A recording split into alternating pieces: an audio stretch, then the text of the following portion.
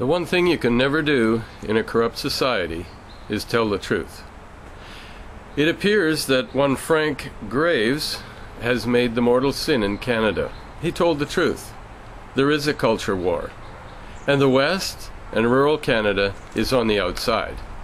What he told the Liberals apparently was, and I quote now, "I told them they should invoke a culture war, cosmopolitanism versus parochialism, secularism versus moralism, Obama versus Palin, tolerance versus racism and homophobia, democracy versus autocracy."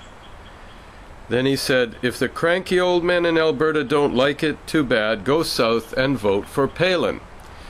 You know what I have to say? People like Corey Tenike are really upset. No doubt the Conservatives are really upset because their game is almost up. They pretend that there is no culture war in Canada and that they can win in Ontario and Quebec by still being true to their values, and they can't. They can't because Central Canada is liberal. And what Frank Graves said is true about Central Canada. In every one of those issues, they're for cosmopolitanism, they're for secularism, they're for Obama, they're for tolerance of anything and everything, and they also look upon Western Canada as a bunch of cranky old men. They always identify it with Alberta, but if they talk to the average person, they'd find that those Alberta sentiments exist in most of rural Western Canada at least. So why don't Western Canadians get honest with themselves? Don't go about denying all these accusations. Face the truth. Those strategies that would polarize the Central Canadian cosmopolitan majority against the Western Canadian minority will always be lost by Western Canadians. We will always lose in the culture war. Our culture is being eliminated in Western Canada, and you should face the fact that if you don't want to see it eliminated, you have to separate in Western Canada and build a new country where your culture can survive.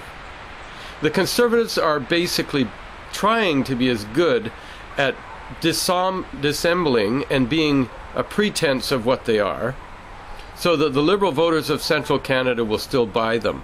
That's the strategy of Stephen Harper.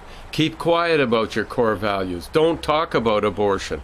Don't talk about homosexuality or the immigration policies. Be quiet about everything that really matters, so that we can convince those smug Central Canadian voters that incidentally rely on and live off Western Canadian resources in their affluence and their tax spending ways. Maybe we can con them into believing that we're not really conservatives, we're really good liberal progressives like them. That's the Harper strategy, and it's a sellout. And he knows it, and he's simply got to face the fact that when the truth is told, a culture war that will result in the Liberals winning at all costs every time. And so either it's the same strategy as the Liberals, that we have to deny who we are and pretend we aren't who we really are, or alternatively, we have to surrender our culture, our heritage, our language, and everything else we are to the Central Canadian mafia that rules from Toronto, Montreal, and Ottawa. And it doesn't matter whether Frank Graves supports the Liberals or not. He's telling the truth about how the Liberals can win and how they have won in the past. And how if Stephen Harper wants to win, he has to really become a Liberal. He has to become the culture enemy of Western Canada to become the culture friend of Central Canada, and that's how Canada works. So Frank Graves has done a great service. He's told the truth in a world of lies. And the Central Canadian establishment, Liberal and Conservative, are trembling that the average Western Canadian might catch on. Well, of course, not too many will see this video. But if they did, they would realize it's separate or surrender. Our future, our culture, our resources, and everything that matters. So you make the choice.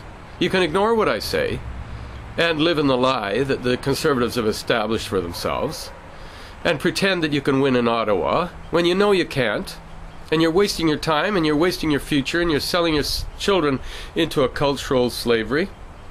You can do that. Or you can build a new nation of Western Canada where we will have our own culture, be proud and free and true to it. That's what I want to do. That's why I built the Western Bloc. That's why I started the Western Canada concept, and that's why I'm proud of what I did for Western Canada that was honest and true to who I am and who you are in the main in Western Canada. Thank you. Free the West.